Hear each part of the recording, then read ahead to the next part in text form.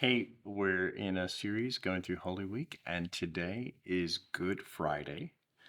Um, it is um, the saddest day in human history. It is the day where we historically celebrate and remember that Jesus died on a cross. Now, a cross really didn't have any significance in the early times when Jesus was alive in the ancient Near East. Um, in fact, the cross was only a symbol of torture, and it wasn't certainly things that people wore around their necks, and it wasn't some kind of marketing symbol at all. It was more like an electric chair. In fact, people were crucified regularly by the Romans. It was one of the ways that they showed force. They would have people crucified and left out on the crosses for people to remember their place. It was a symbol of the empire in every way. And Jesus is about to be put to death on a cross. Before that happens, he's arrested, he's charged, and the Jewish people get the Romans involved by saying that Jesus is some kind of revolutionary, that he's claiming to be the Messiah, and they explain that the Messiah is a king figure. So they're trying to accuse Jesus of some sort of revolution or usurping of Caesar. And then Pilate, the governor, gets involved, but he's not really sure what to do with Jesus. And so he actually tries to get Jesus released because his wife has a dream that this guy's righteous and we shouldn't have anything to do with him. And so Pilate, thinking that he's going to kind of get away with it and not cause any kind of like violent riot, he decides he's going to get this guy Barabbas. Barabbas is a notorious criminal. He's a revolutionary. And so Pilate presents to the crowd, which of these people do you want? Do you want Barabbas or do you want Jesus? Because Pilate said he found no grounds for charging Jesus. And so I'll just kind of pick it up here in John chapter 18 and verse 38. After he had said this, he went out to the Jews again and told them, I find no grounds for charging him. You have a custom that I'll release one prisoner to you at Passover. So do you want me to release to you the King of the Jews? This is what Pilate began calling him because the people said he's the anointed one, or the King of the Jews, the Messiah. And they shouted back, not this man, but Barabbas. And so Jesus literally dies in Barabbas's place.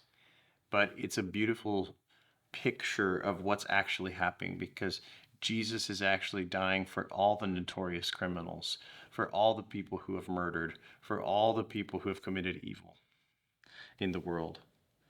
And Jesus actually, in the midst of being crucified, says, forgive these people because they don't know what it is that they're doing. Some powerful images in the scenes of the crucifix. And I would encourage you to read through the gospel accounts of the crucifixion today. We don't have time to go over all of them here, but just a couple of thoughts. Jesus in John chapter 19 and in verse 30, finally he is kind of at the end of the crucifixion. And the way that people normally died from crucifixion was actually through suffocation. So the Romans were extremely good at executing people. They had kind of gotten crucifixion down to an art form. And so they would nail people's wrists and feet to a cross and kind of tie their arms to it. And they made it so that people had to push up to inhale. And so people eventually wouldn't be able to inhale.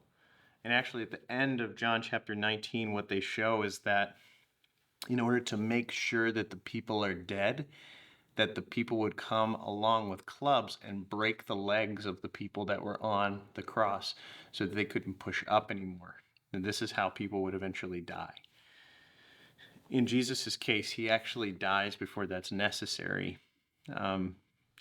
But it's an excruciating picture of Jesus kind of taking his final breaths And he finally says, "It is finished."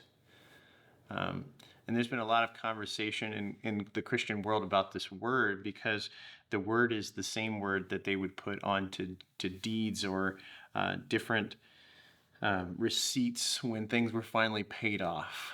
This is this idea that Jesus is saying that not only is his task finished, but that the debt that has been owed has been paid. It's done. That Jesus is enough to take care of it. And at this moment, some pretty radical things start happening, which have some pretty incredible implications. But one of the things that happens is that when Jesus dies, there's a veil or a curtain that exists in the temple that protects God's people in some ways from God's presence. It it's a separation between the inner part of the temple and what's called the Holy of Holies. And this is where God's presence was contained in this area, in this thing called the Ark of the Covenant, where they had the mercy seat. And once a year, somebody would go in there into the Holy of Holies. And actually, the high priest started to be so corrupt that they started to tie bells around the edges of their robes, and they would tie a rope around the person who would go into the holies of holies. So in case they died in God's presence, no one would be able to go in and grab them, because they could also be killed. So they would just pull them out by the rope. These are real stories, really wild. And so what happened when Jesus died is that it actually says the curtain was torn from top to bottom. It's God's way of announcing that his presence, he actually wants to be with his people. But because he's a just and holy God, there wasn't a way for his presence to be with his people because of the sin that was in the way. But Jesus is saying he has taken all this upon himself, and now it's finished. And now God's presence can be with us. It is a beautiful sacrifice for us. It not only teaches us about our lives and the way that we should live, but it's also it brings life into us. So my challenge to us today is to just consider the crucifixion. What does it mean for you today that Jesus paid for all of it? That actually all the shame that you feel, he already paid for all that. All of the things that you've done in your life that you have this sense it's not right, all the broken relationships, Jesus has died for these things. He has died so you don't have to have all this list of things that you think you have to be okay, but you actually are okay because of Jesus. This is the gospel message. Tomorrow, I hope you'll join us for Holy Saturday as we talk about how Jesus enters into death and why it matters that Jesus doesn't just gloss over death and what that means for life and the Christian life in general. I hope you're having a great Holy Week.